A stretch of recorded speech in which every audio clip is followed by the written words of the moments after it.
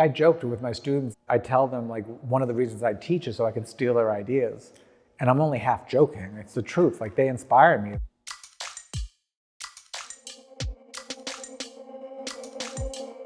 What I like about workshops, it's a wider range of demographic. You have like the older hobbyists, you have people that are retired, and you have students that might be there on scholarship, you have grad students. So they're a little bit all over the place in a way that I think is really an addition to the dialogue of the work that's being made.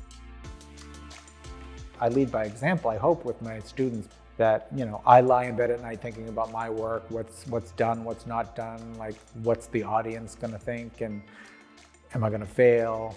Or boy, did I do that great.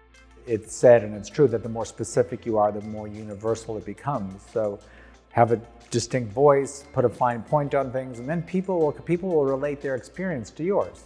Or not, or it might be the opposite, but it's still an experience. For me, it's sometimes my work is personal, sometimes it is my family, my chosen friends, my partners, my life as a gay man, as a queer person, or whatever it is. I stress to people in workshops that it's not about making this like perfect, shiny, bow around it like body of work. I try to encourage them to embrace failure, to get some things, plant a lot of seeds, if you will, like new writing, new ideas for things, new community, hopefully new friendships, and leave here with stuff in play. I try to get them to like be okay with it not being all done. That takes a lot of pressure away, I think.